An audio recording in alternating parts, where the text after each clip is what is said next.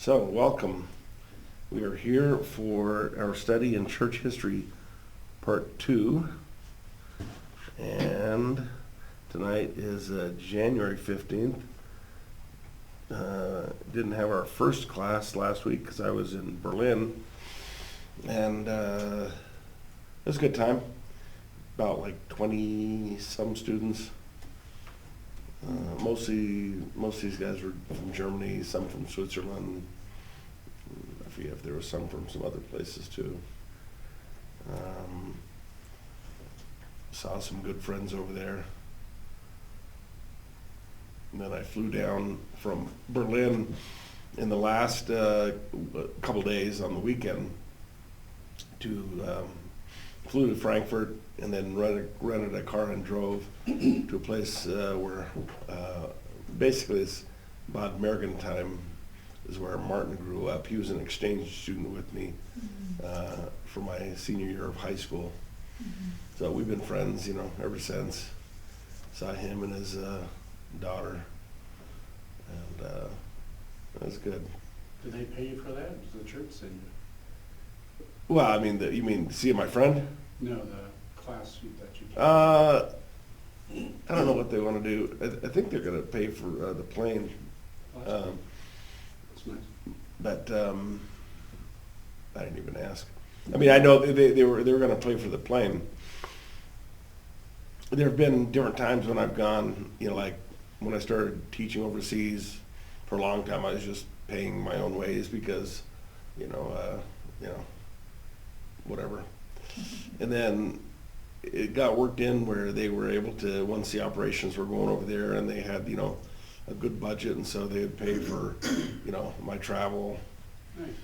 In Ukraine, they would, for a long time, they'd pay for travel, but I never asked for any money for teaching. Sure. But a few of these times, the one in Berlin, they had it built into their budget to pay some, stipend too, but doesn't matter. Yeah, but made a nice excuse to go down and see Martin. Hung out with him. He's a doctor, so he was off on the weekend, and we were able to went on Saturday. Drove over about an hour and a half drive. Drove to Stuttgart and went to the Porsche factory and the Porsche museum. That was pretty cool. And yeah, some nice German food. All right, well, thank you, Lord, for this time and this opportunity of learning about your gracious work throughout the ages of history. We lift this time to you in Jesus' name. Amen. All right, so yeah, I guess maybe when we finish class, I'll give you, I've got some papers here. But any kind of a question or observation before we just dive right in? Were we supposed to get the second book from the same guy? From Chet? I'm sorry? The book? Were we supposed to get the book by the same guy? Yeah, part 2. Okay. I haven't got that. Did you have part 1? Yeah, at part 1. So they combined it together. You bought it where it was 2 volumes? Yeah, it's 2 separate volumes. Okay. Yeah. It's pretty good. It's very readable. It's good stuff.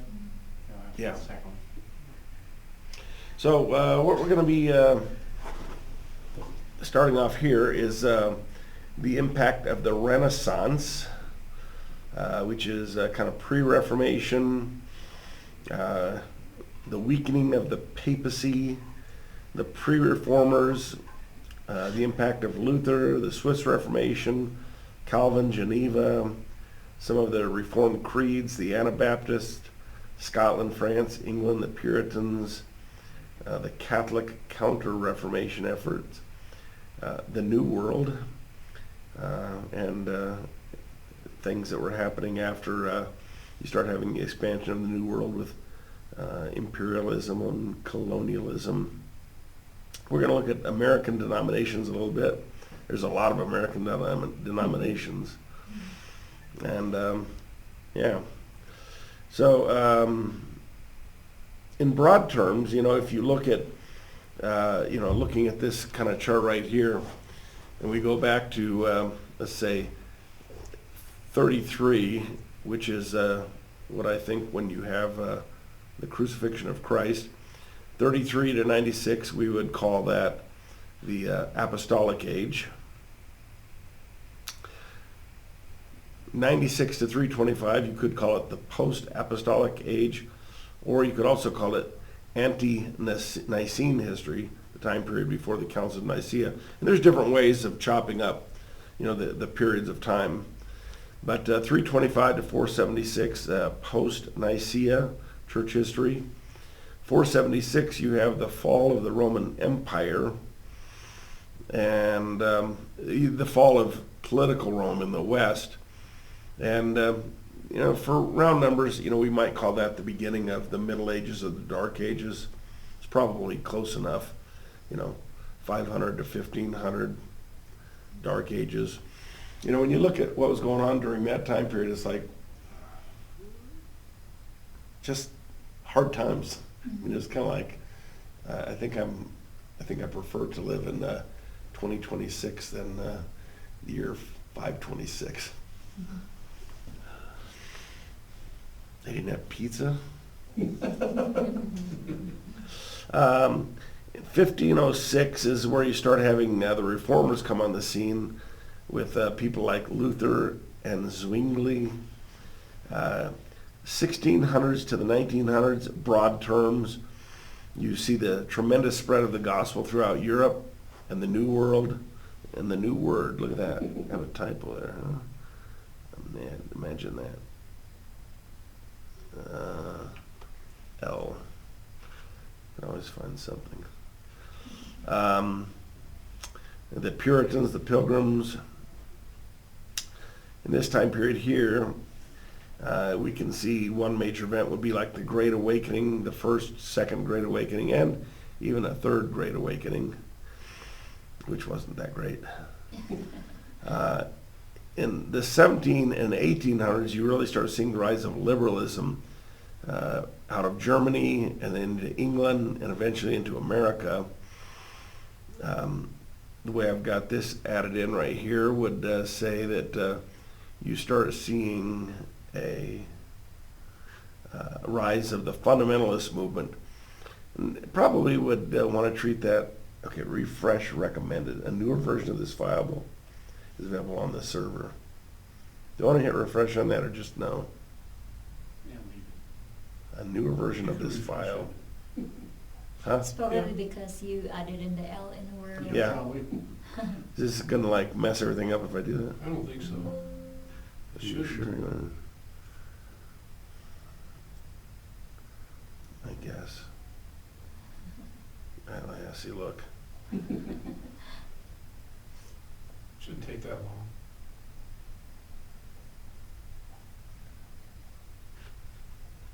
But it started. But basically, late 1800s in America, you started having the rise of the Bible Institute movement and kind of the Bible Church movement and fundamentalism as kind of an American phenomenon, Not to say that only Americans are fundamentalists, but there was kind of like a movement. That's the fundamentalist movement happening in the 1900s. When you come to 1906 and beyond, that's where you see the rise of the Pentecostal and charismatic movements, and that's something that we'll talk about. 90s, well, got the fall of communism. That's a pretty big deal for the gospel. And then here we are with this present age. So let's now talk about the Renaissance. Renaissance means basically new beginning, new birth. But this concept of new birth has nothing to do with the biblical concept of new birth. It describes an intellectual awakening that started taking place in Europe there at the latter time of the Middle Ages. And it was a period of, a great revival of learning. I might go ahead and put this on full screen here. Yeah, that helps. Does it? Yeah. So as usual, I'm gonna, walk us through stuff. I told these guys when we had class last week, there's always, room for corrections or room for good additions. So if you have anything that, from your studies of these things, I welcome your comments. I'm just trying to get us into a learning process.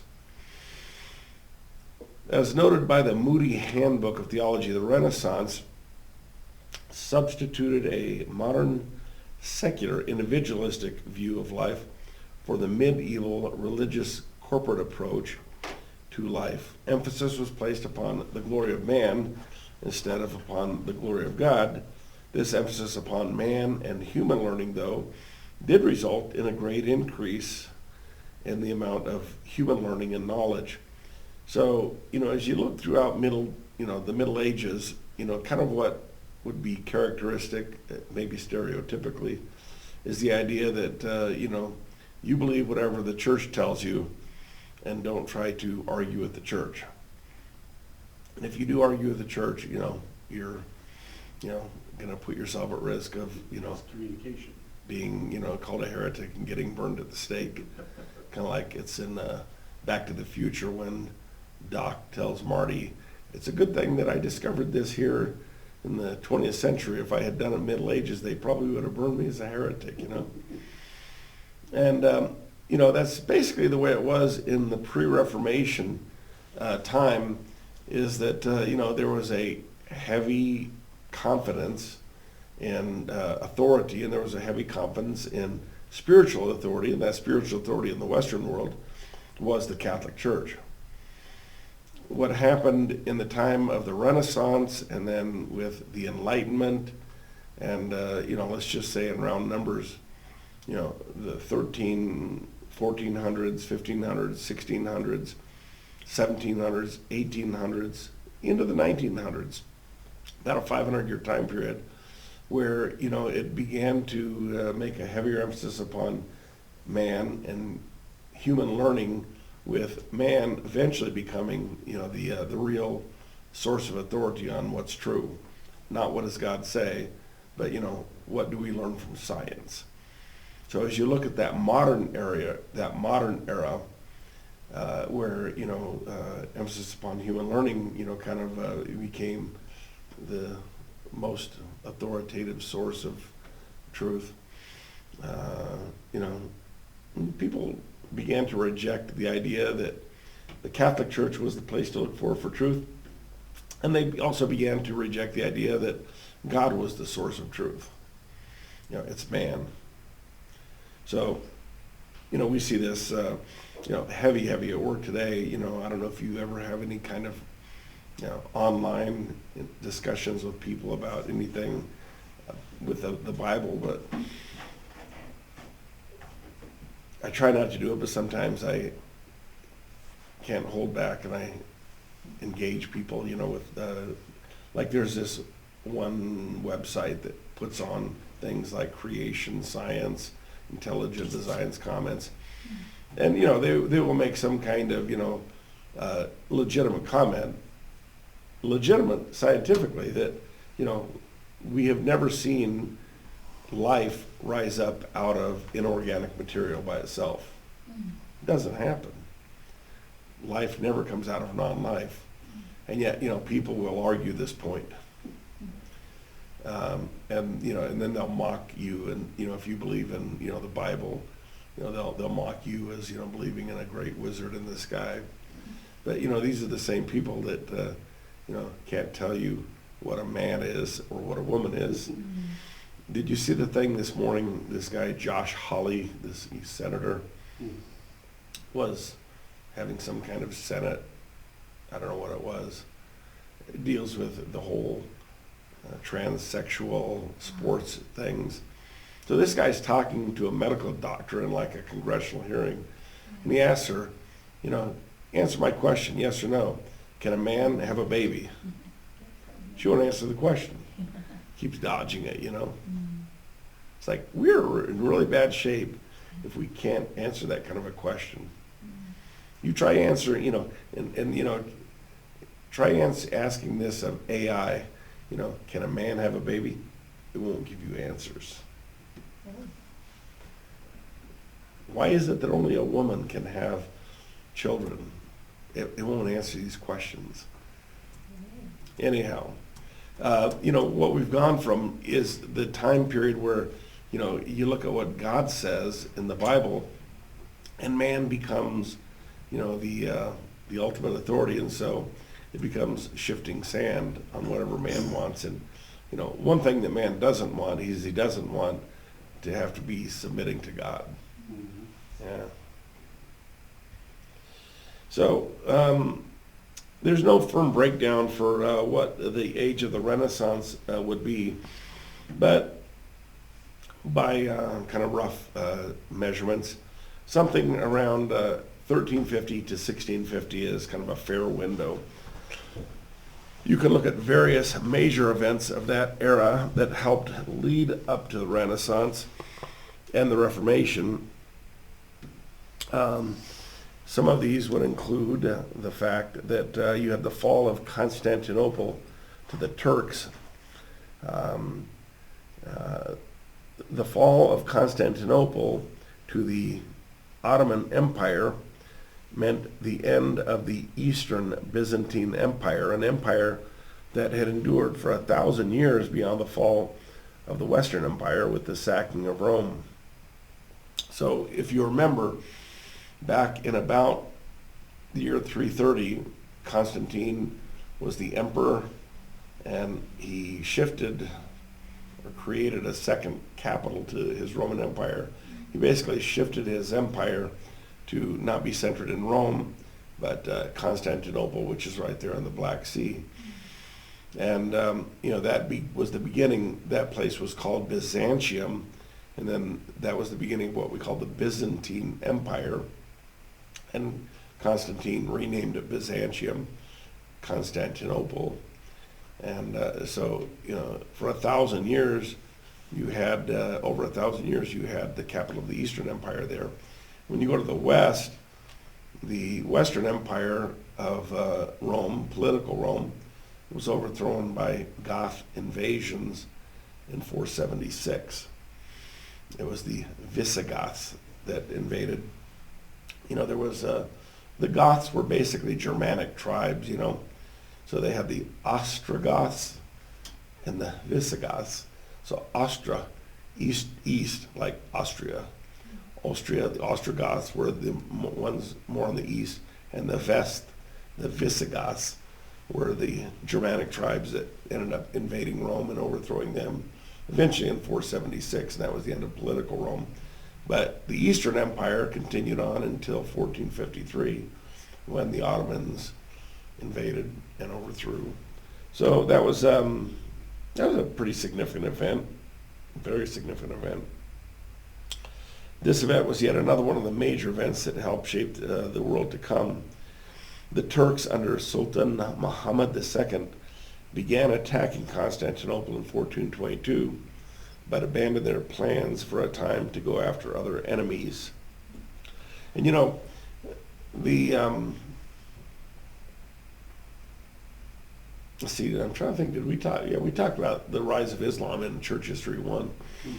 You know, those guys began going out, you know, from day one, especially after Muhammad died in 632, and they just went out conquering nonstop. And, you know, within 100 years, you know, they had overtaken Arabia, Iran, Persia, Mesopotamia, Syria, Palestine, northern Egypt, northern Africa, Egypt, up into Turkey. And, you know, that's what they've been doing for 1,400 years. It's just, to me, it's really staggering that Western countries are, you know, so welcoming to Islam? I don't know. I guess it's all part of the plan. But anyhow, in 732 BC, as they were advancing in Spain, they were trying to go into France, and the French stopped the Islamic invasions in 732 at what was called the Battle of Tours, and Charles Martel, and his armies stopped them from overtaking Western Europe. But they were constantly trying to come up through Southern Europe and overtake. The fall of Constantinople was a big deal. The Byzantine emperors appealed to the West for help. Hey, help us fight against the Turks, the Ottomans. But that also meant a degree of ecclesiastical reconciliation with the papacy and submission to their authority. And that did take place a little bit at a place called the Council of Ferrara, Florence, in 1439. But later conflicts between Rome and Constantinople came to a head in 1443, and that left Constantinople with no one. Not even the patriarchs of Jerusalem, Alexandria, or Antioch were able to come to their aid. So Christian, arguing, for, I don't know, whatever their problems were, is probably just political power. That left Constantinople without anybody to come to their aid. This desperation led Constantinople to submit to Rome, with the result that a Roman Mass was celebrated in St. Sophia in 1452, which is the large cathedral church in Constantinople. But it wasn't going to matter, because on April 7th, 1453, Muhammad II laid siege. On May 28th, there was a solemn service in St. Sophia, and on May 29th, the city fell to Turkish Muslims. In St. Sophia, the great cathedral of the East, now resounded the name of the Prophet Muhammad. That's terrible. I have no affection at all for Islam. When we look at people who are in Islam, I think that, we have to, care for them as human beings, and always be wanting to, reach out to them with the gospel. And, it seems to me, in my experience, that a lot of Muslims are more open to talk about these things than a whole lot of other people. I don't know if you've had conversations with many Muslims, but I've had some great conversations and have seen, God bring several of them to genuine faith, But that system, that religion, it's really bad. Okay, so questions, thoughts, anything so far?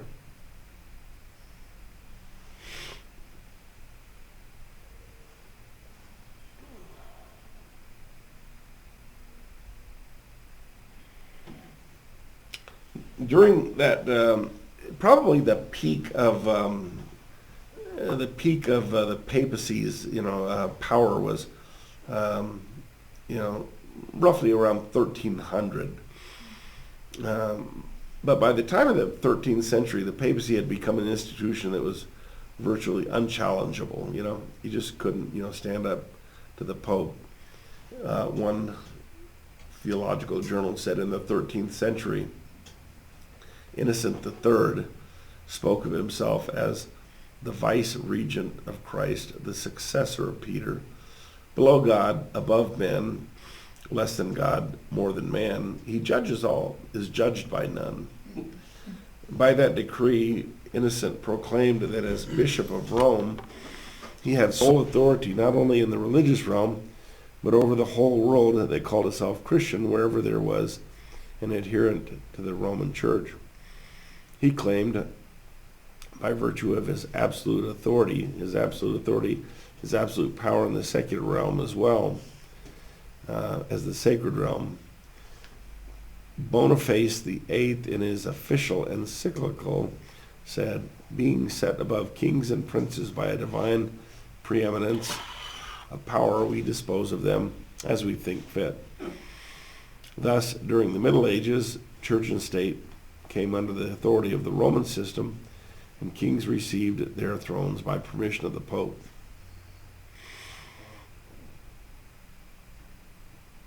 When we look at, the American experiment, separation of church and state, it really was a unique, maybe not completely unique, but it was substantially, a unique idea that, the state and the church are not going to, lord it over either one. The state's not going to be over the church. Church is not going to be over the state. But I think the state should be led by people who go to church. Their faith should have something to do with their ruling. Yeah. I mean, religious systems have basically been, a heavy part of, I think this is a true statement, almost universally, religions have been a part of, governments ever since the very beginning. And if you looked at, if we were to look at, let's say, even the ancient Near East, ancient kingdoms like, Assyria, the Akkadians, Sumeria, and you look at those religious systems that they had, their, for the most part, polytheistic, religious systems. Did any of those governments with their religions have any good moral values? Might have had a few. Yeah, they had. They had a lot of good moral values. When we look at as an illustration, and I can't go any deeper than just scratching of the surface, but when we look at that thing called the Code of Hammurabi that dates to about like 1780 BC. So you have this Babylonian king, and it has the lists of the laws for Babylon, and a lot of them are just things that you find even in the law of Moses, like limits on how you're going to punish people when they do wrong. So the law of lex talionis, eye for eye, tooth for tooth, that's in the Code of Hammurabi, 300, 400 years before Moses came on the scene. Because mankind, has always had the knowledge of God on his heart. So mankind has always had a sense of, God's moral character. We're made that way. And so even in these polytheistic religions, you see traces of, good moral standards. I'm not saying that it, matches, biblical morality or anything else, but anyhow.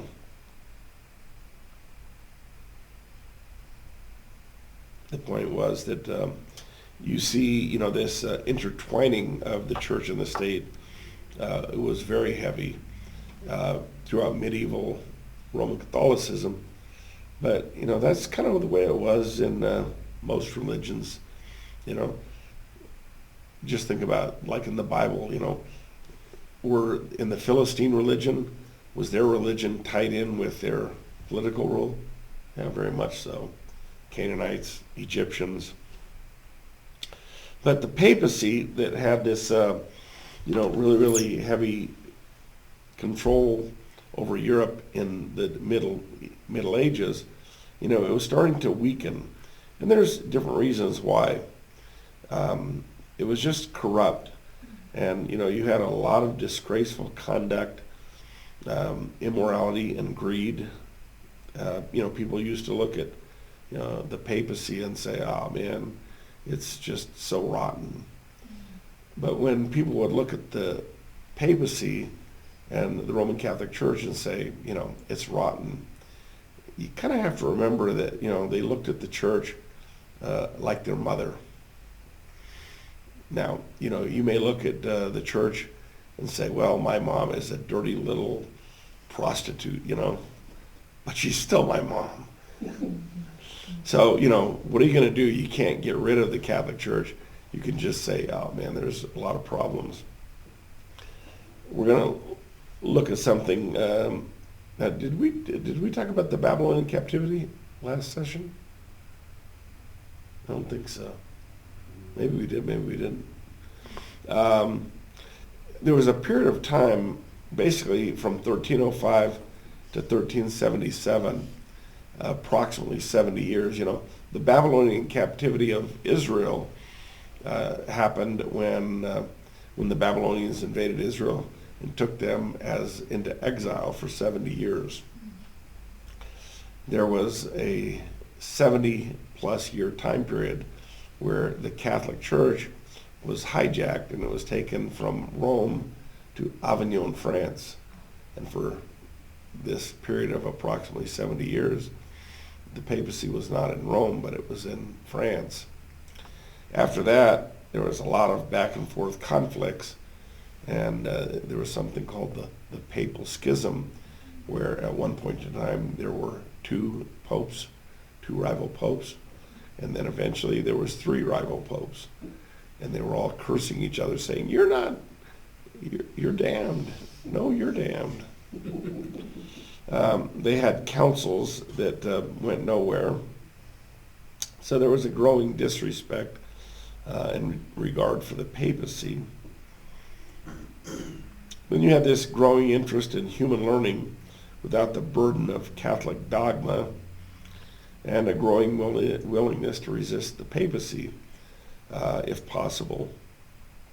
So when you look at the idea that people began to reject during let's say the time of the Renaissance, 1300s, 1400s, and they began to say, listen, we don't need the Catholic Church to tell us what truth is. We can study and learn on our own.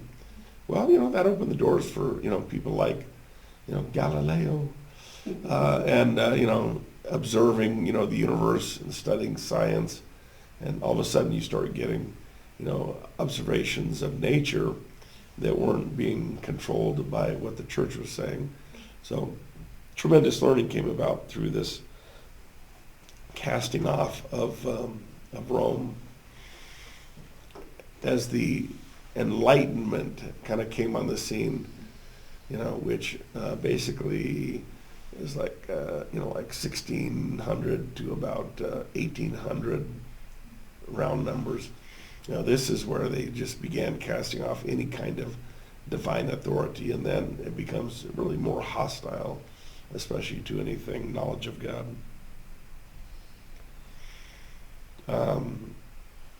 So this rejection of the papacy, people saw the corruption.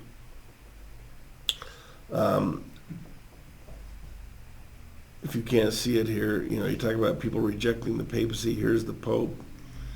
And this guy says, oh yeah, can you prove that it's your hat? Simony. Have you ever heard of the practice of simony? That's where you let people buy some kind of religious office. So, you come to me and you say, hey, I'll give you $10,000 if you let me be, head of this church over here. Now, once you get to be head of the church, you can get to be head of kind of like, all the money that comes into the church as well. So, basically you're just buying yourself a little tax franchise is kind of the way it was. And the word Simon, it would go back to the book of Acts, chapter 8, where you had the guy, Simon, that went to Peter, Simon the magician, said, hey man, yeah, I'll give you some money if you just let me get that kind of power. There's another term that is called, so you got simony, and let's see, what's the other expression? It's where it's not where somebody is buying it from you, but where you're handing it down to like one of your family members. Inheritance? Huh? Inheritance? No, it's the passing down of a religious office to like one of your relatives. I think we'll come up on it here in a minute.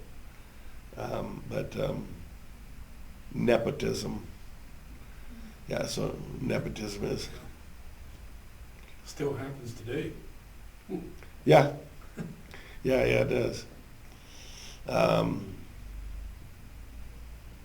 trying to think what.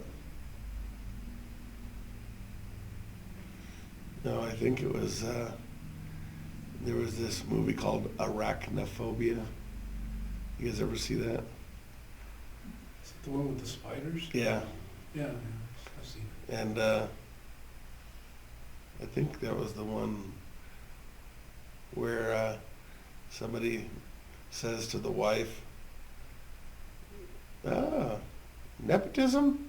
She says, no, we're Methodist. Okay, sorry. So, yeah, the point is that people just kind of recognized it was a swamp, The religious conscience of Europe was distrustful of an institution that had long been seen as a source of trust. The world knew that a change was needed, and that Reformation was needed in the church. Through the development of human learning, for example, does the sun revolve around the earth? Well, they said, no, we don't think it doesn't revolve around the earth. The earth revolves around the sun. That was a challenge to Roman Catholic, views that the earth was the center and everything revolved around the earth. So, that was a big scientific challenge. Now, who was it? Was that Galileo that came up with that? Didn't they kill him for it? Didn't they kill him for that? They wanted to kill him for Yeah, it. I don't think they actually did. I don't know. Yeah. You tell me. The earth revolve around the sun. Yeah, so, but that was the kind of thing that controlled where, now, the Bible never said, when it comes to this, the Bible never said that the universe revolves around the earth. This would be, like today where people try to make this false claim that, well, you have a choice. You have to either believe in, faith or science. That's such a false kind of dichotomy to say that it's either believing in God or believing in science. Good science is going to match the Bible. So, we're not afraid of science. But, people will look back and say, oh, you're the kind of people that believe in a flat earth, or you believe in, everything revolves around the earth. Those are false statements. But men began to see that Rome was not infallible. Rome was also beginning to lose political control over Europe as independent nations began to develop. And, that is kind of interesting. I was asking my friend Martin about some of these things because he's pretty smart on history. For a long time, he was tour guide, things like that. And, when you look at the rise of these independent nations that would become countries like, Italy, Spain, Germany, and then, all these other different, Poland, there was just, a lot of back and forth century after century. But you started having, independent nations developing, and it wasn't just, being governed as a single empire under Rome. With the rise of these new nations, Latin was being abandoned as the language as it had been in Rome, and other languages began to develop. The feudal system was coming to an end that permitted wealthy barons to rule masses as long as they paid Rome. We went to a castle. I've been to a fair number of castles, in that area. And we went to like a small one. It was just like about 20 minutes from Martin's house, and we drove over there, and, he was just kind of filling me in on, some of that stuff. And he grew up just about like a half hour from there. So You look at all these castles up on the top of the mountain, big hill, big fortified castle. Well, those are rich, aristocrat barons that, have these things and make everybody else their slaves. It's just kind of the history of the world. Well, that feudal system was kind of weakening. The printing press made it economically possible for the common man to have access to the Bible and other gospel tracts and literature. So now you could start putting, the Bible into people's hands very widely. All of this was part of the weakening of the papacy, which was good. Let's talk about some of these pre-reformers here. There was a lot of stuff going on. Usually when we talk about the Reformation, we think about Luther, maybe Zwingli, maybe Knox. But you had all kinds of people that were getting saved, and they were getting saved because they were getting their hands on the Bible. You had Bible translations being put into their languages, and printing presses were making things available. So, but one of these pre-reformers, kind of an interesting guy, was named Girolamo Savonarola down in Italy. He began preaching in Florence in 1496 at the request of the people who liked his fiery messages. The result, Rome killed him. Now, when you look at some of these people, they might have been not necessarily saved or not necessarily the greatest theologians, but they, really spoke harshly against Rome and the corruption. And that's kind of what you'd have in Savonarola. He was taken from his cloister in 1498 with two other friars, burned as a heretic on May 24th, 1499. One source says that Alexander excommunicated him in 1497, and in 1498 he was arrested, tried for sedition and heresy, and cruelly tortured. Finally, on May 23rd, he was hanged and his body burned. While Savonarola demanded reforming the church, he never took the more advanced position of Wycliffe and Huss. He had no quarrel with the teaching or organization of the church, but seems to have believed in justification by faith. He was characterized by zeal and personal piety. So maybe he was saved, didn't have the best theology, but a lot of people didn't have the best theology. And a lot of people don't have the best theology today either, Well, if they just started getting the Bible, they're not going to have a lot of theology. Yeah, you didn't have, It's not like the Catholic Church was teaching good theology. so, you ended up with good theology probably in spite of, the age that you lived in and in spite of the Catholic Church, if you ended up with some, but, God did use, I think this is a fair statement, God did use, the Roman Catholic Church as kind of a vehicle for bringing, the name of Jesus Christ into a lot of parts of the world, Sure. So when the person is excommunicated back in the day, I guess because all faces and all of life was centered around the church, right? When you get excommunicated, that means not just, you're not going to be able to, come to church on Sundays. It actually means that, right, that probably your job, your livelihood, everything is affected, right, when they excommunicate you. I don't know how to answer that question. The answer is yes, but I don't know how far to go in answering that, it would be that, you're kind of cut off from, getting grace out of the church, That was a serious thing. if you believe that I have to be connected to the church to get any kind of grace from God. Yeah, I mean, earlier, like if you were a Jew, right, and they kicked you out, right, you weren't allowed inside the city wall. And so I can see that, right? So their livelihood was in the city, within the walls. But what if you're a farmer, let's say, and the church, and you got excommunicated by the church? I mean, what does that really mean to you, other than,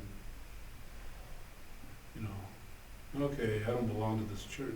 I don't belong to the Universal Catholic Church I anymore. I'm going to ask the internet that question. You probably wouldn't be able to sell your wares and stuff. It probably wouldn't answer your Agree. What would have been the consequences of getting excommunicated from the Catholic Church in the Middle Ages?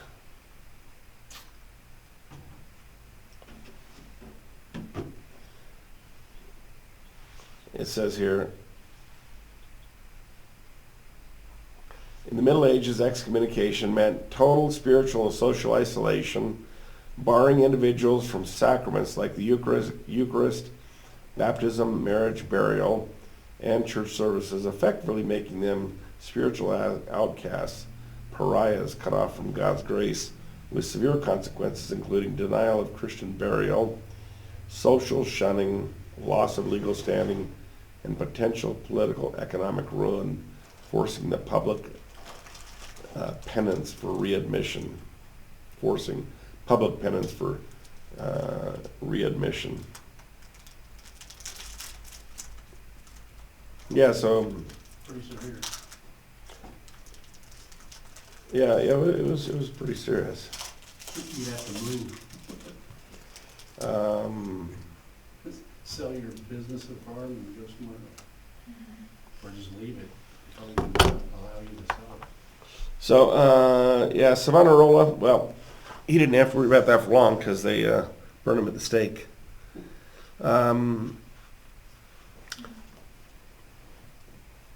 You had efforts from some of these guys to get the Bible into people's own languages, the language of the people. John Wycliffe was notable for this, 1329 to 1384, known as the Morning Star of the Reformation. And there was a movie, there may be two of these movies about John Wycliffe, but there's one called The Morning Star of the Reformation. A major influence on putting the Bible into the hands of the people. A native of Yorkshire, Wycliffe attended Oxford, where he received a doctorate of theology in 1372. Wycliffe, the most eminent Oxford theologian of his day, and his associates were the first to translate the entire Bible from Latin into English. Wycliffe has been called the Morning Star of the Reformation because he boldly questioned papal authority, criticized indulgences, denied transubstantiation, and spoke out against church hierarchies. The Pope reproved Wycliffe for his heretical teachings and asked Oxford to dismiss him, but Oxford and many government leaders stood with Wycliffe. Wycliffe believed that the way to prevail in this battle was to get the Bible into the hands of the people in their own language. He was right. So you look at some of these things. He questioned papal authority. You're not really, the ultimate boss of, everybody. Yeah. If your role in this world revolves around you saying, I am the boss of everybody, and somebody says that you're not, you don't take that well. Indulgences. An indulgence, as you know, was where you would give money to the church, and that money, could be used to buy some family member out of purgatory. So if grandma, has a 1,000-year sentence of purgatory, and you give, $10,000, you might knock that down to maybe 100 years in purgatory. Give another 10,000 and you can get her out right now and get her straight into heaven. And this was one of the things that Luther was really, kind of bothered by, was the pushing of indulgences and, other things as well. But in the beginning, when he posted his 95 Theses, that was maybe like one of the biggest, gripes that he had. But it sounds ridiculous to us now. Yeah. But I can see, back then when the Word, the Bible, people did not have access for it. So they had to just believe everything that the papacy told them. And there was this, and back, there was this extremely high reverence for, religious authorities, Whatever they say is true, yeah.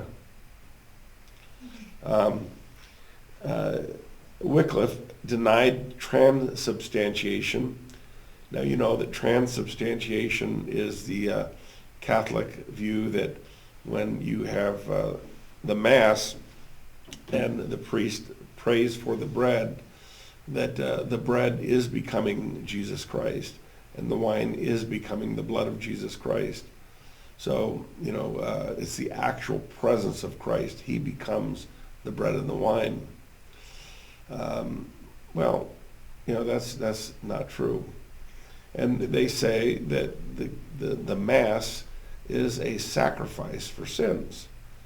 And so there is the sacrifice of the cross, to use Catholic terminology. The sacrifice of the cross is perpetuated in the sacrifice of the Mass. And the Mass is a non-bloody sacrifice that atones for the sins of the living and the dead. So they teach this is absolutely necessary. So if you want to have ongoing forgiveness of sins, you have to participate in the Mass. Well, that goes directly against, everything that the New Testament teaches us, the whole Bible, where it says that, with one sacrifice, he has, forgiven forever those who believe. And this is repeated, a number of times in the Hebrews. Wycliffe questioned this, denied transubstantiation. How did Luther deal with transubstantiation? He said transubstantiation is not true. That's a heresy. I believe in consubstantiation. Jesus, the bread doesn't become Jesus, but Christ is in and with and under the elements. So he's there. He's in and with and under the elements of the bread and the wine, but he doesn't become the elements. So, he's trying to break away from the Catholic view of transubstantiation, but doesn't get very far. Now, as you look at, like a couple of the other reformers, like Zwingli, who was from Switzerland, Zurich, Switzerland, Zwingli said, well, I think that the Lord's Supper is strictly memorial. There's nothing mystical or spiritual about it. It's strictly memorial. Calvin said, well, maybe it's more than being strictly memorial. Maybe it is a form of worship. For the believer, it's a form of worship. But it's a form of worship not because Christ is becoming the bread or that Christ is in, with, and under the bread, but the fact that if a believer comes to celebrate the death of Christ and doing so with a visual reminder of the bread and the cup, then there is worship taking place. That's probably the best way of seeing this. In 1 Corinthians 10:16, Paul says, is not the bread that we break a sharing with the body of Christ. So there's koinonia, there's fellowship with Christ and worship because the believer is doing it in faith. But Wycliffe denied transubstantiation, spoke out against all of the church hierarchies, and Rome was furious with him. They tried to get him fired from Oxford, but the people at Oxford said, "Yeah, we like him. He's going to stay." He's a smart guy. Efforts to study the Bible. Now, Wycliffe, translated the Bible from Latin into English. And that was kind of the first, full-blown English translation. There were some other kind of efforts at, putting parts of the Bible into English that, would go back, I think even to like about the year 800. Let's just see here. What are some of the earliest translations of the Bible into English?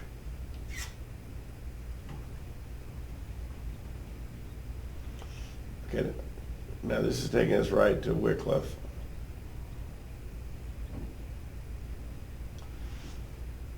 Is there any English translations of the Bible before Wycliffe?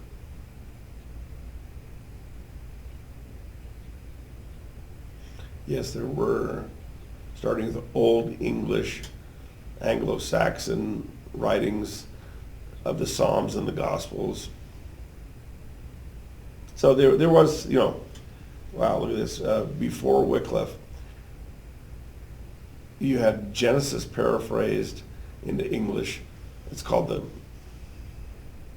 I don't know if this is the name of the person that translated it, Caedmon, Caedmon. That's about 670. That goes way back. Aldhelm, about 700, translated the Psalms. These are the people. Bede was like a priest, monk, 735, may have translated the Gospel of John. King Alfred in the 9th century translated parts of Exodus and the Psalms. And Lindisfarne translated the Gospels about 950.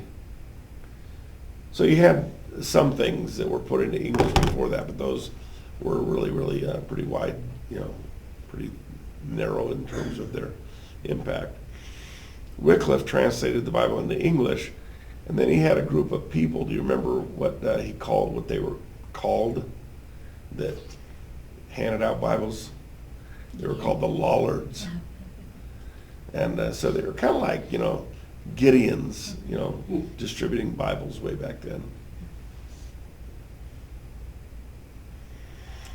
Jan Hus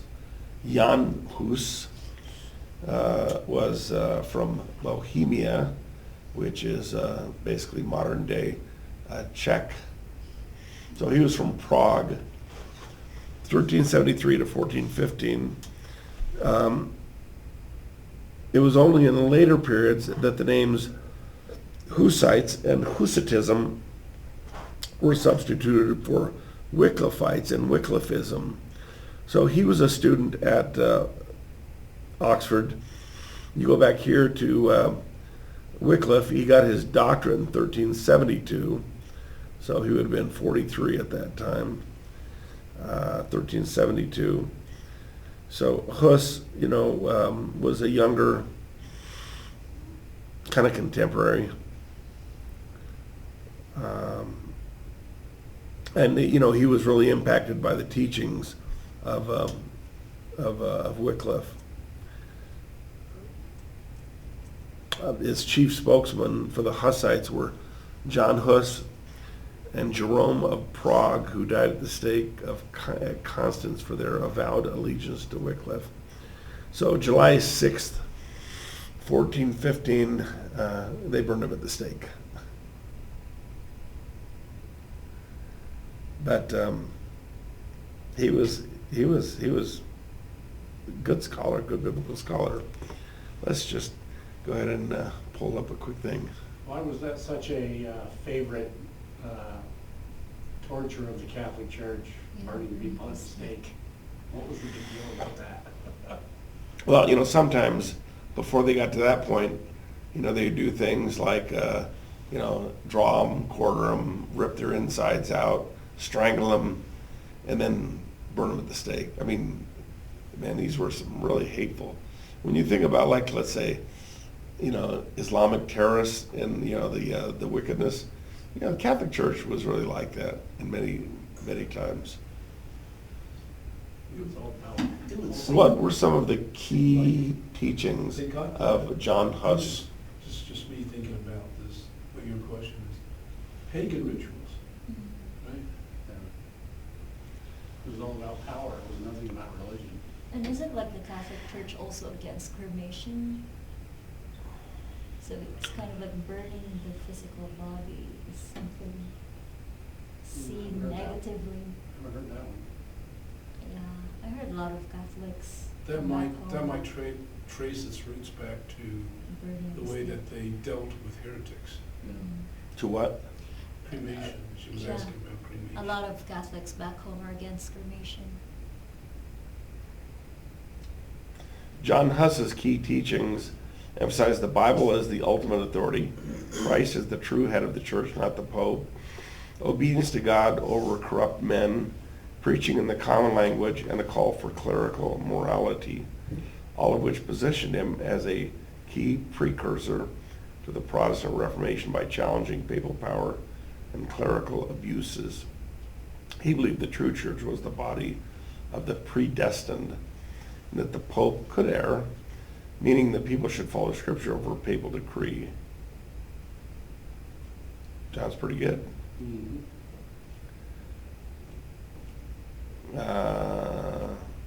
He was against Latin, preaching in Latin, because they would give masses in Latin. Nobody understands what's being said. He was against indulgences. Huss's ideas laid crucial groundwork for later reformers like Luther, who famously declared Huss's condemnation unjust, igniting wider debates about papal and conciliar authority. His followers, the Hussites, continued his reforms, advocating for communion in both bread and wine. So, yeah, he was a huge influence. And when you look at the 1600s, if you go to the time period about, let's say, 200 years past his age, when he was killed, there was a huge segment of evangelicals in Bohemia in the 1600s. I don't know, some place at upwards of 80%, of Bohemia was Protestant, before the word Protestant even, was used, but they were evangelicals. And, if you go back to 1618, what the Catholic Church saw happening, there was just such a strong evangelical presence. And they wouldn't have used the word evangelical back then, but there was such a big evangelical presence that they went in and they were trying to crush the Christian evangelical presence by taking over their schools and their churches. And in 1618, the papacy sent a delegation to Prague, I think 3 papal delegates. And do you remember what the Christians did to those papal delegates? It's called the defenestration of Prague. So they were up in this tower, and they threw them out this window into a big manure pile. And that event is what started the 30-Year War. A fenester is the German word for window, so the defenestration of Prague, they threw them out the window and they landed in this big manure pile. Did it kill him? I don't know.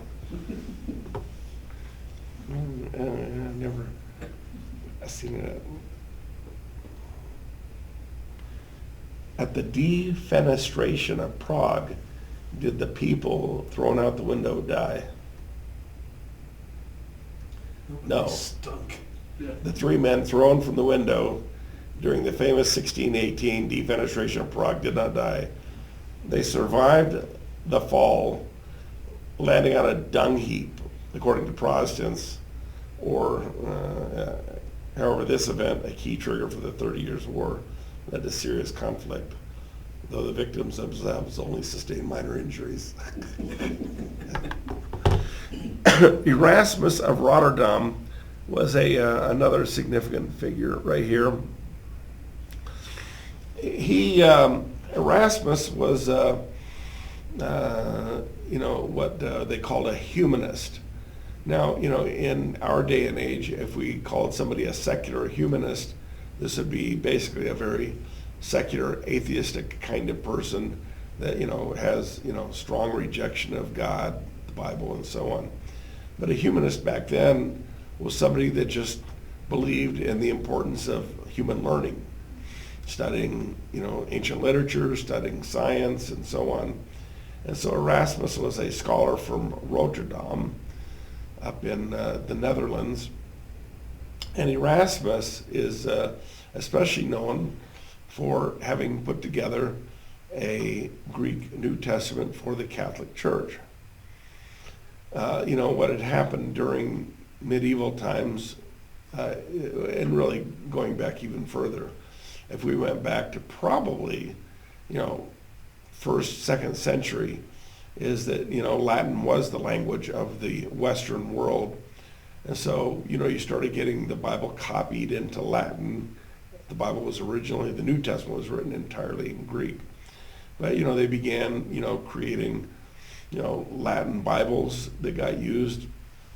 So Latin was the language of the Roman Church.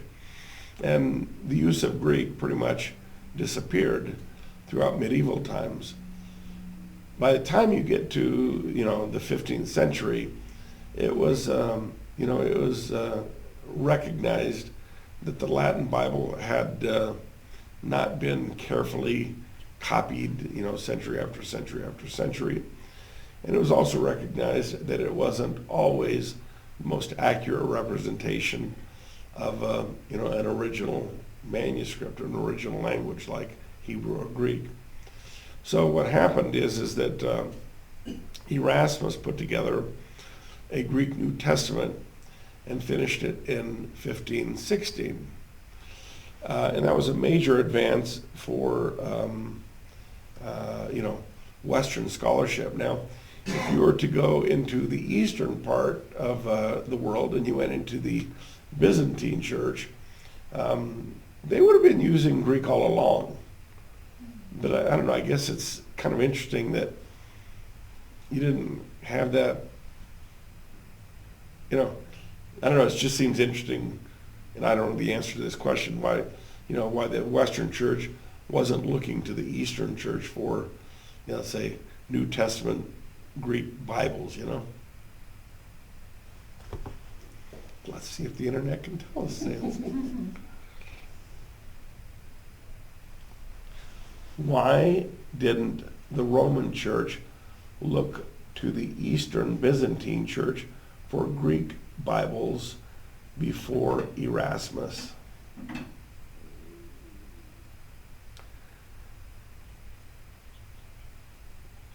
The Roman Church didn't rely on the Byzantine East for Greek Bibles before Erasmus, primarily due to the Great Schism that happened in 1054, creating deep theological and political divides. The West's linguistic shift to Latin, making Greek less accessible, reliance on the Latin Vulgate and the Byzantine Church's Greek text being seen as different, and Erasmus's work being a humanist effort to reform via original text. So basically it was just the divide was so strong, that's kind of the main thing between the East and the West, that they didn't say, hey, we got to go and talk to those guys over there in Constantinople. They probably could help us do some New Testament studies because they speak Greek and they use the Greek New Testament. So anyhow, Erasmus put that together. So he made his Greek New Testament in 1516. And it was a major advance in terms of scholarship for biblical studies. It had its limitations. For one thing, Erasmus had about 6 manuscripts, and those were medieval manuscripts that dated to like around the 1200s. So, you're like 1200 years, beyond the time that the New Testament was written. And some of those later manuscripts were not necessarily, the most faithful, reliable manuscripts in terms of any kind of textual variants. But it was a big advance. So he had about a half dozen, put together his Greek Bible. And then in 1521, there was this guy in Germany that used it to translate the Bible from Greek into German. Who was that? Martin Luther. Yeah, so 1521 to 1522, Luther translated the Bible from Greek into Hebrew. Now, the way that this happened, it was in 1521 at something called the Council of Worms, W-O-R-M-S, that, the Catholic Church, Luther stood up to the Catholic Church and said, listen, I'm not going to back down. You guys are wrong. I'm on the side of the Bible. And so when Luther left that council, the Pope and the church, they were furious at Luther, and they were going to kill him, and they were going to kill him on the way back to Wittenberg. But Luther got kidnapped on the way back. Remember who kidnapped him? His name was Frederick the Wise, the Prince of Saxony. And Frederick the Wise liked Luther because Luther was a professor at the University of Wittenberg, where he got his doctorate in 1512. And so he was a well-liked professor. And there was also Frederick, the Lector of Saxony, the Prince of Saxony. The university had a big collection of relics, and relics were a pretty good money-making operation because people would come to see a bone from John the Baptist, or a bottle with Mary's breast milk, or some kind of weird stuff like this, maybe a fragment from the cross. And they would pay money to see these relics because they believed that they would get some kind of spiritual blessing if they would come and see the relics. So, Frederick the Wise had Luther kidnapped on his way back from the Council of Worms. And then he took him to his castle in a place called Wartburg. And then he put him up into this big tower and kept him there for 2 years to protect him from the Catholics. People used to say, hey, I see somebody living up there in the tower. Who is that? And he said, his name is George the Knight. But during that time period, that's when Luther translated the New Testament into Greek, from Greek to German. And Luther effectively, now later on is when they made the Old Testament translation from Hebrew into German.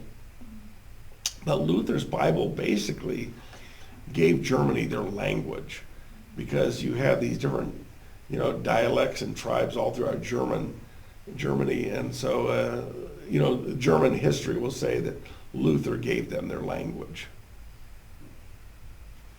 Erasmus, he basically would say that he had a pretty man-centered theology when it came to the doctrine of salvation. And so eventually, he and Luther really butted heads. And, there was kind of a lot of, public kind of, attacks one upon the other. Maybe it'd be kind of something similar to Trump and Elon Musk teaming up for a while and then getting mad at each other and, cussing each other out publicly. So, Luther and Erasmus eventually had their, parting of ways, because Erasmus had a more or less an Arminian view of salvation, and Luther, a very strong view of God's sovereignty and issues like election. Tyndale was another major figure, 1494 to 1536. He translated the Bible, first the New Testament, from Greek into English. Eventually, the rest of the Bible was translated. He had worked on part of it, but some of his associates finished the translation into English, the Old Testament. Tyndale got arrested and carried off to a castle near Brussels, where he was in prison. While he was in prison, an associate of his named Miles Coverdale brought to completion an entire Bible in English, based largely on Tyndale's translation of the New Testament and other Old Testament books. So the Coverdale Bible really is, the Wycliffe Bible, or excuse me, Tyndale Bible.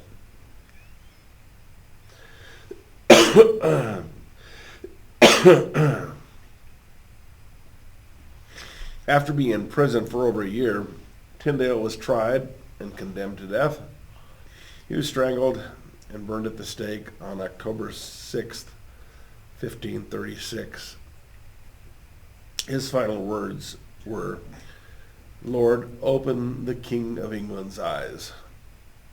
And shortly after that, it was King James that ended up, authorizing translations of the Bible into English.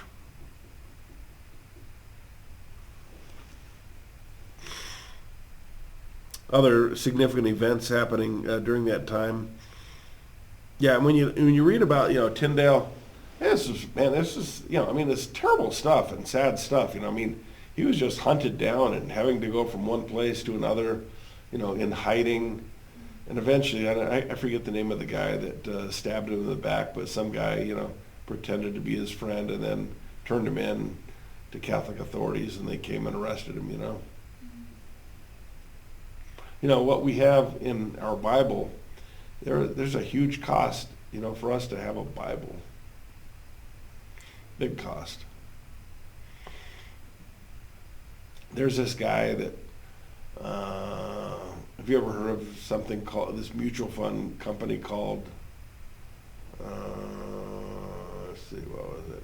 All right, it'll come to me in a moment. But this guy was like a big investor, had a mutual fund company, and they used to be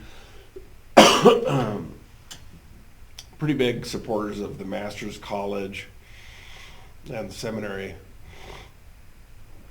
This guy had a really, really huge Bible collection.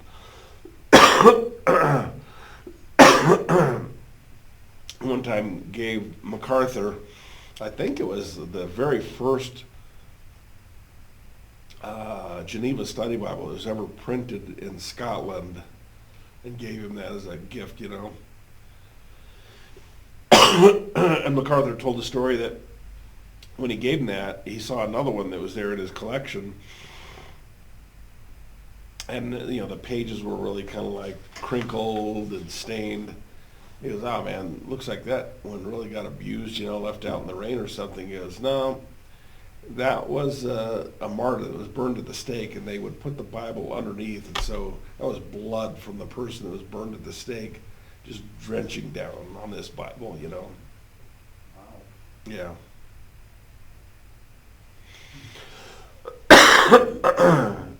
Trying to think of the name of that. So there was a book, and this guy, did you ever hear of a book called The Sign? Probably about like 30 some years ago. Does that ring a bell?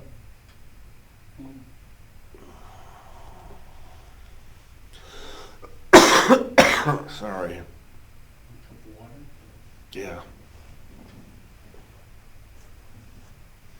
Who wrote the book called The Sign? Van Kampen.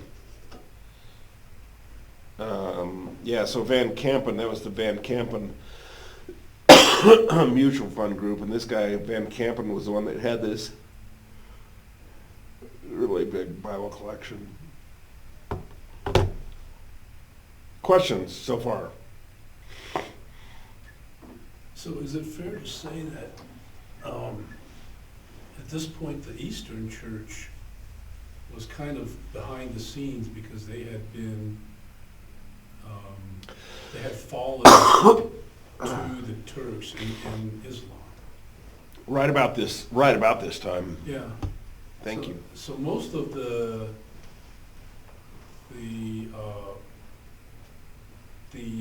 Catholic Church that was trying to hold on to power, we're really talking about the Western Church. Yeah, a lot of this stuff is, yeah, Western and not having the same kind of dynamic as in the East. The patriarchy in the Eastern Church, was powerful, but never had kind of like probably didn't have this severe kind of control that the papacy had in the West. Let's just see a relative question. Did the patriarchy in the Eastern Church have as much power as the papacy in the Western Church in medieval times? No, the patriarchs in the Eastern Church, the Byzantine Empire, generally did not wield the same absolute centralized power as the papacy in medieval West. The East featured a system of that's Caesar, Caesaropapism with the emperor as head, while the West saw the Pope fill a power vacuum after the Western Empire's collapse, growing into supreme authority over both church and often secular rulers, leading to distinct models of church governance. Remember, you still had, more or less, you had a kingdom in the East, from 330 until 1453. In the West, you had the end of political Rome in 476, and the Catholic, the Roman Catholic Church really kind of filled a vacuum in that, and the papacy kind of became much stronger because of that. The Patriarch of Constantinople was the highest church official, but operated within an imperial framework with other patriarchs from Alexandria, Antioch, and Jerusalem as equals in a system called the Pentarchy. So Constantinople, Alexandria, Antioch, Jerusalem. This calls it a Pentarchy. Penta means 5. What would be the 5th one? Oh well. In that Eastern Church, they emphasized a council conciliar approach, whereas major decisions involved church councils, not a single individual. Strong imperial control often limited the patriarch's independent political power, though they held significant spiritual authority. Key difference: in the East, the emperor held ultimate authority, whereas in the West, the Pope gradually consolidated both spiritual and significant temporal power. So Tyndale was stabbed in the back, betrayed. They arrested him, and he was burned at the stake. The printing press was another kind of big thing that was happening at that pre-Reformation stage. So Gutenberg, I guess, Johann Gutenberg, 1398 to 1468.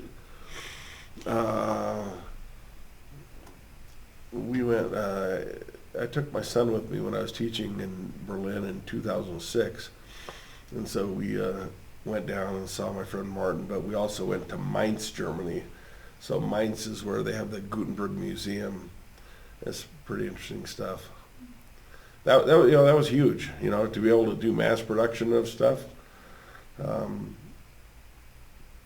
When I stayed in this, there was a guy by the name of Lucas Chronic.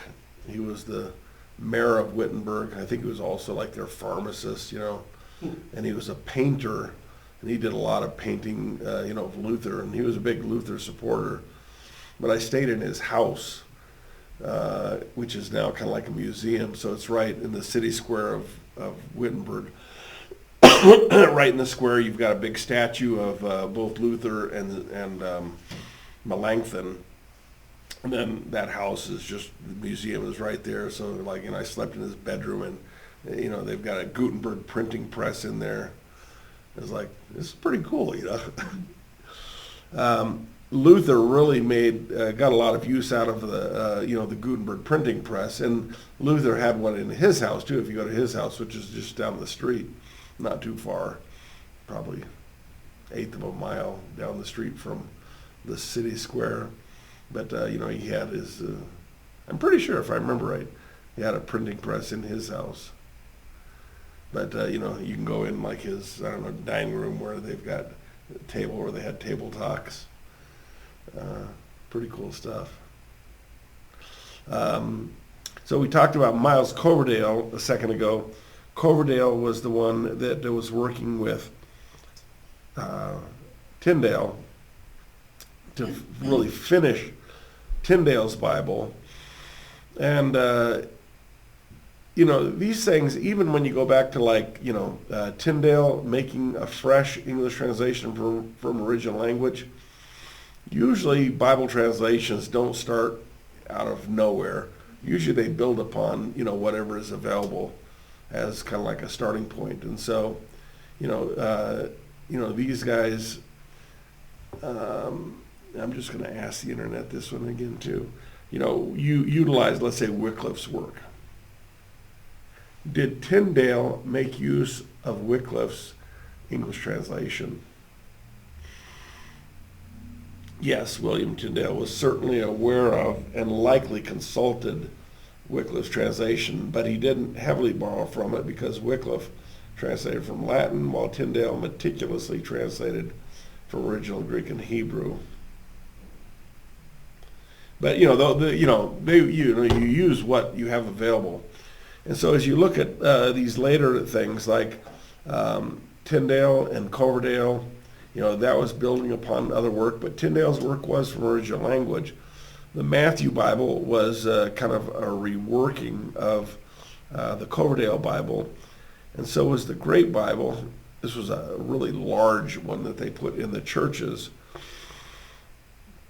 The Geneva Bible was basically about 1560, and that was from original languages, but that also built upon the earlier work of people like Tyndale. And then you have a guy by the name of Stephanus that comes on the scene. Stephanus was taking Erasmus's Greek Bible and just developing it, sharpening it, and he had access to more manuscripts than Erasmus had. So Stephanus ended up, publishing a Greek New Testament, and that work of Stephanus eventually came to be known as what we call the Textus Receptus. Now, that expression, Textus Receptus, it actually came from a publishing house, and this is about the year 1633 or so, that there was a publishing house in the Netherlands called the Elsevier Brothers. Let's see here.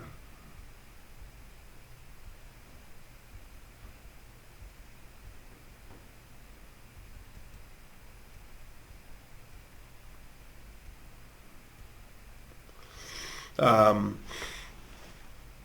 this Dutch publishing company said, well, we have available for purchase the Greek text that we have received, and it is now for sale. We have the Greek text that we have received. It was a publishing statement, Textus Receptus.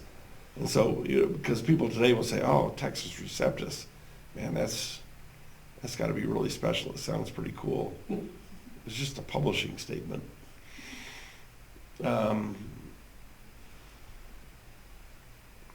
Now let's go here and look at some of these individual things right here. Going back to English translation, let's look a little bit more at this. Wycliffe, called the Morning Star of the Reformation, teacher at Oxford, preacher, reformer, translator, did for England what Martin Luther would do later in 1521. His was the only English Bible translation for 145 years.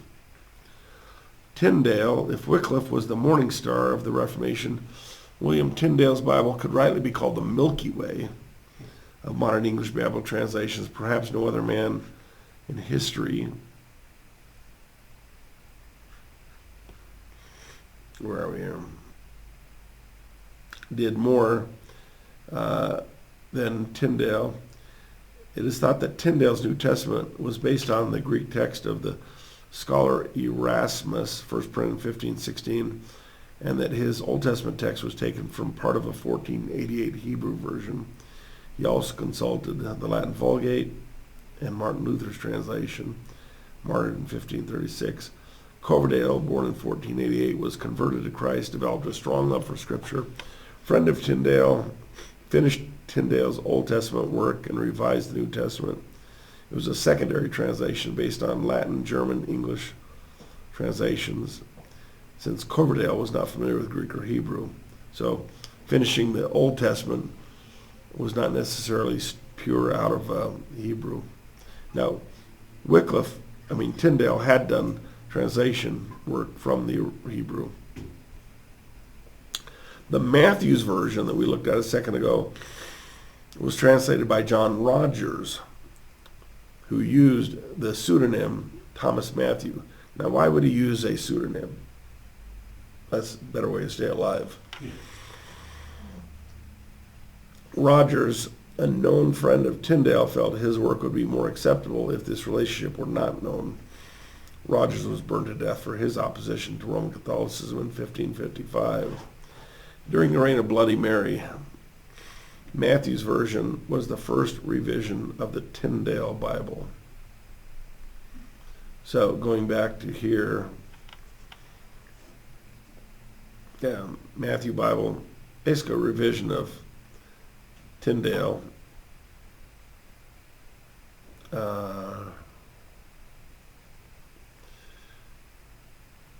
Ironically, Matthew's version is what got approved by Henry VIII, who hated Tyndale in his work. The Great Bible, the notes and prefaces of Tyndale's and Coverdale translations aroused so much argument that Henry VIII authorized a new version that would include no controversial footnote material. So in other words, maybe Tyndale and Coverdale had notes. This verse teaches us right here that, that the king is not the absolute power. Erase. Whatever those notes were, So Henry VIII authorized a new version that would not include those controversial footnotes. It was called the Great Bible because of its size. In 1538, the king issued an injunction that all churches should purchase a copy of the Great Bible, making it the first English Bible appointed to be read in all the churches. In practice, this substantial volume was usually chained to a reading post within a church and was therefore not as accessible to the ordinary parishioner as it might have been. The King James is basically a revision of the Great Bible. So we look at King James, 1611, there wasn't a Bible until this. That kind of thinking is just so uninformed and misplaced, where people think that the 1611 King James is absolutely it, because that's nothing more than a reworking of former versions like the Great Bible and the Matthew's version, which is Coverdale, which is Tyndale.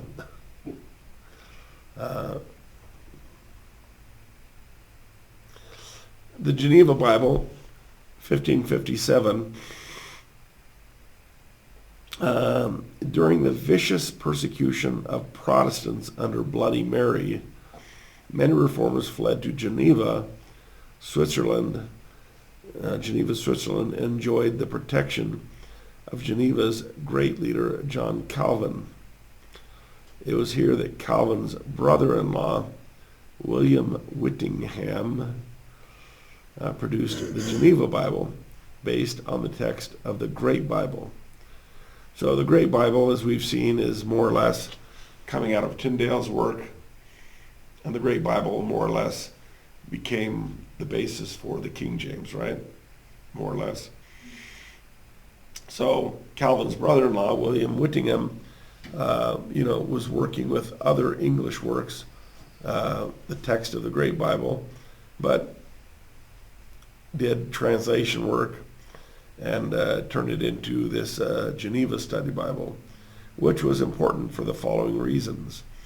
It was the first English Bible to divide the text into verses. Verse 1, verse 2.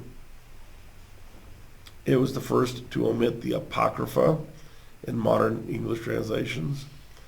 It was the most beloved Bible of the common people up to that time, and went through more than 160 editions. It was the Bible of Shakespeare, John Bunyan, and it was the Bible that the Pilgrims brought with them on the Mayflower to America in 1620. So very, very significant. Questions or thoughts?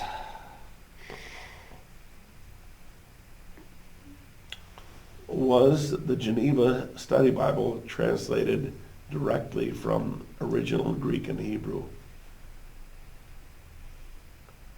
Now this says here, yes, it was the first complete English Bible translated directly from the original biblical languages, Hebrew for the Old Testament, Greek for the New Testament, built on earlier work by Tyndale, but completing the Old Testament from Hebrew for the first time, making it a significant scholarly advancement. It was revolutionary for its time as the first complete English Bible to rely solely on the original Hebrew and Greek text rather than Latin, like the Vulgate. So I guess, I don't know, the things I have right here are coming from other sources, but I kind of wanted to, I'm not enough of an expert on, some of those historical details where I would trust myself. But they did build upon, the work of, the other translation work that was done. But apparently, especially in the Old Testament, this was some pioneering work as far as the entire Old Testament coming out of directly out of Hebrew. Building on Tyndale, it says here, the New Testament built heavily on William Tyndale's work. But the Geneva translators, led by William Whittingham, finished translating the Old Testament from Hebrew, a major step forward. Kind of a mixture, depends on Old Testament, New Testament. Beyond the text, extensive marginal notes, cross-references, and reader-friendly format made it a popular study Bible, especially for Puritans. The Geneva Bible became the most widely read and influential English Bible for over a century, paving the way for later translations like the King James. Thoughts on this? I have a copy. Yeah, and now a study Bible with study notes is good, if the study notes are a good explanation of the verse. Calvin was a really, good Bible scholar, and so there's a lot of, so that was made in 1557, kind of started getting published, I think printed most significantly in 1560. Calvin was 1509 to 1564, so it's kind of finished somewhat near the end of his life. And, a lot of good stuff.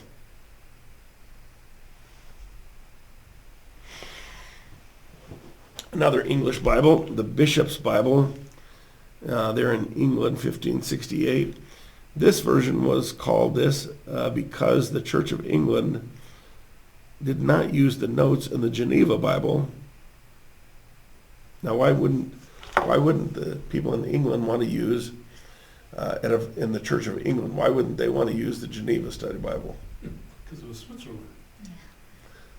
Yeah, and it didn't really support sometimes, the monarchy.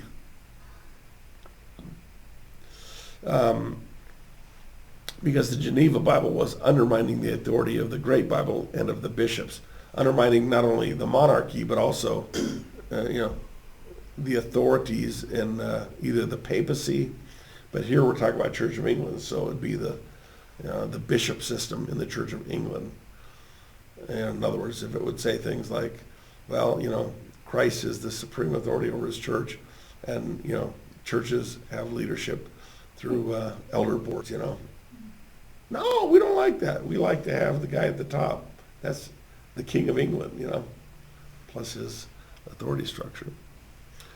The Bishop Bible, it was undermining the authority of the Great Bible and the bishops. The Bishop's Bible was translated by Matthew Parker, Archbishop of Canterbury, and 9 other bishops. It was the second authorized version of the church, but was never accepted by the common people. Even Queen Elizabeth ignored it. It has gone down in history as the most unsatisfactory and useless of all the old translations. The Reims Douay Bible represented an attempt by the Pope to win England back to Rome. So they translated the Bible from Latin into English, and that's what the Reims Douay Bible was. 2 Protestant turncoats from Oxford by the name of William Allen and Gregory Martin translated from Latin into English. The footnotes in this version strongly attacked all Protestant heresies and defended all Roman Catholic doctrines and practices. King James, 1611, one of the first tasks King James faced upon ascending his throne at the beginning of the 17th century was the reconciliation of the various religious parties within his kingdom. Work on the King James Version began with a request by Puritan spokesman John Reynolds of Oxford concerning the need for a new translation. James agreed almost at once. He had disliked the popular Geneva Bible because of its footnotes. He also realized that neither the Geneva nor the Bishop's Bible could be held up by him as a rallying point for Christians. King James Version is remarkable for many reasons. It is, first of all, undoubtedly the most beautiful, beloved, and popular English translation over English translation history, probably the only translation in which no parties involved had an axe to grind. In other words, it was a national undertaking in which no one had any interest at heart save that of producing the best possible version. The King James Version was not, however, immediately accepted by the general public. Catholics claimed it favored Protestantism. Arminians said it leaned toward Calvinism. The Puritans disliked certain words such as bishop, ordain, and Easter, but after some 40 years it overtook the popular Geneva Bible.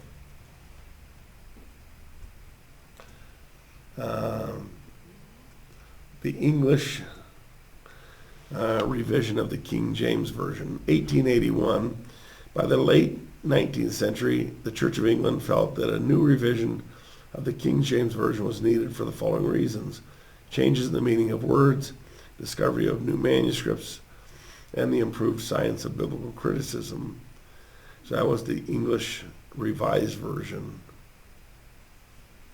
Then, in 1901, the American Standard Version offered several changes and improvements over its English cousin, such as the substitution of the word demon for devil, or Holy Spirit instead of Holy Ghost, the word who instead of which, in reference to persons. That's the American's Revised Version. American Revision. I guess that'd be probably the American Standard Version. So here's kind of a listing of some different ones that you have in the 20th century. Revised Standard, the Anchor Bible, the Amplified Bible, the Jerusalem Bible, New English Bible, New American Standard. That says 71. I think it was like 62, I think. Maybe I'm wrong on that.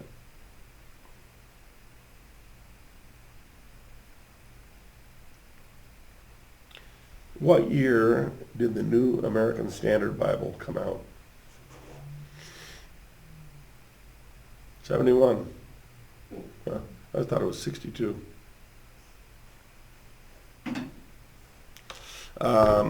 So in modern times, 20th century, the Bibles that we use now, who got together and did these translations? You know what I'm saying? So let's just say, who came up with the NIV?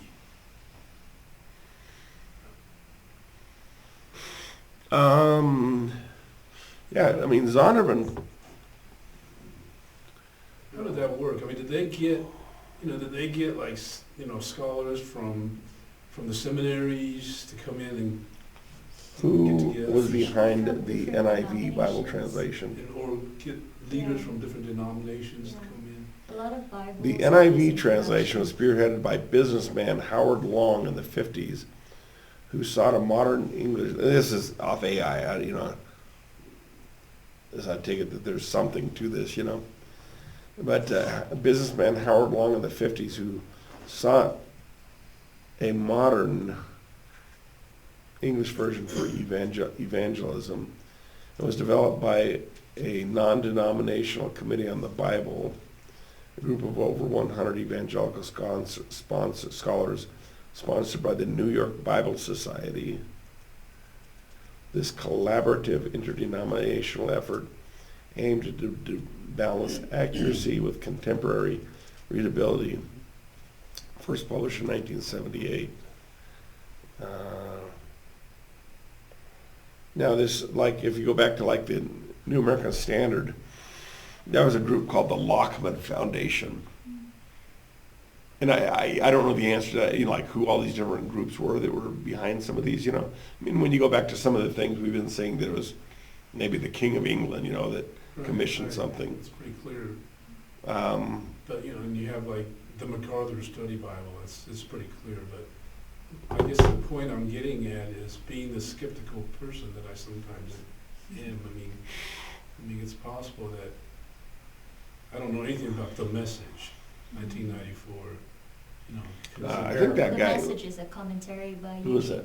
Eugene Peterson. Eugene Peterson, Eugene it's a Peterson. paraphrase. Yeah. and it's so heavily, it would then seem to be so heavily dependent on the group or the people's intention, Yeah. to see how accurate it is. My guess is that if you took, all of these things right here, my guess is that, it's a kind of a fair state, at least halfway fair statement, that probably most of these would communicate the Bible's message, at least halfway decently. But some of these things are really, really loose, paraphrase translations. The Jerusalem Bible, I think, is really pretty loose. I think the Living Bible is pretty loose. The Message, I think, is pretty loose, and so is the New Living Translation.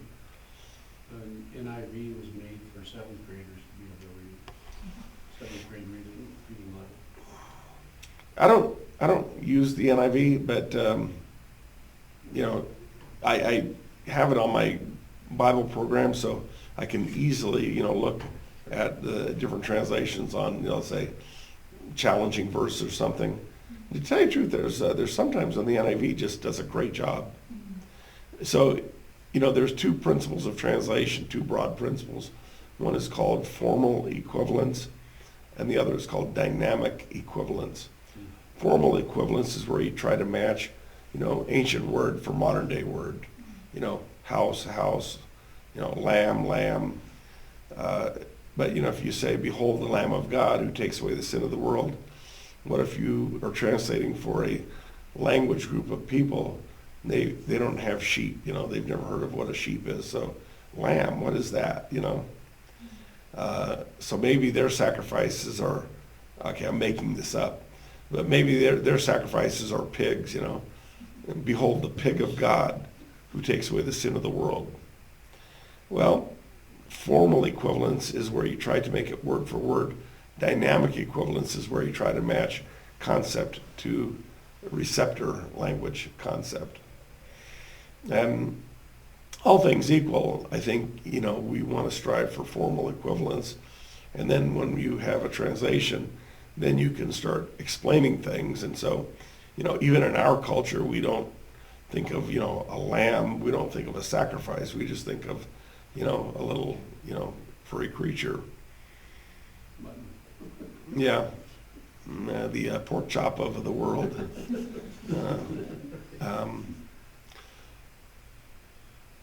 Yeah, so, but, you know, many of these, you know, would definitely be better than nothing for sure. I like the New American Standard. I think it's like way up there. You know, the MacArthur Study Bible, all that was a study Bible where they put in study notes and all kinds of other materials. Originally, they used the New King James translation. And the reason why they used the New King James translation is because the Week1 Foundation that had the rights of the New American Standard Bible, they were just really hard to work with from the very beginning. And even though it was really a preferred translation by a lot of Bible scholars, they just made it so expensive to get rights to the Bible that, you know, MacArthur and Master Seminary just said, you know what, we'll just use the New King James. They could get it very cheaply. Now, since that time, it's gone into, you know, they put it into New American Standard. I don't know if they put it into NIV. ESV. Yeah, yes. Yeah. Now, what they did about, like, I don't know, 7, 8 years ago or something along that line, the seminary actually put together a new translation. They call it the Legacy Standard Bible. yeah, Legacy Standard, which effectively was taking the New American Standard and tweaking it. Well, they fixed the 2020 version and improved the 95 version. That's kind of what they did. Because the 2020 version got rid of like all gender neuter pronouns, which is obviously messing with the language itself. So MacArthur asked the Week1 Foundation, hey, we want to fix the 2020, we also want to use the 95 and improve upon that. They said yes to all their requests. Huh. And it was also that they took away like Lord and things like that, put in Yahweh. In the Old Testament, yeah. Yeah. Yeah, which, yeah, I think that's good. Mm-hmm. Yeah. And, you know, I mean, I know some people that were translators on the Legacy Standard, and, you know, they really speak highly of it. They were part of the translators. My Greek professor, Robert Thomas, did quite a bit of the translation on the New Testament for the NASB, and, you know, I don't know, I think it's a good translation. Okay, work of the pre-reformers summarized. Human learning, you know, began to explode because the Catholic Church was losing its grasp The printing press permitted wide circulation of knowledge, including biblical knowledge. It shifted from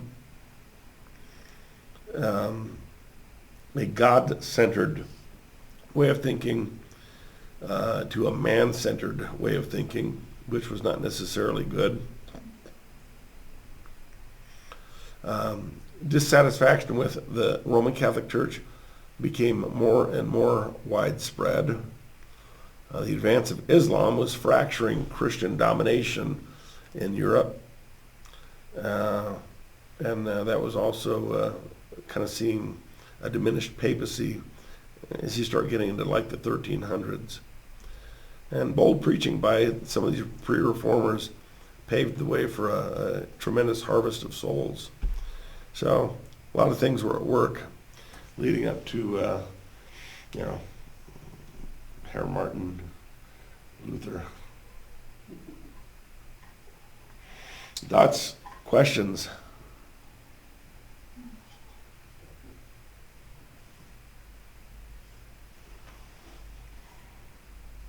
Good legacy behind us.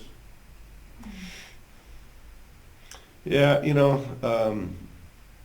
here we are, fat, dumb, and happy, No worries, no persecutions.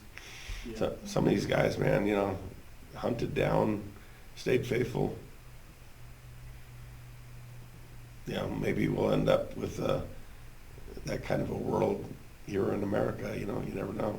We can only be so bold. Okay, well, let's stop at that spot right there.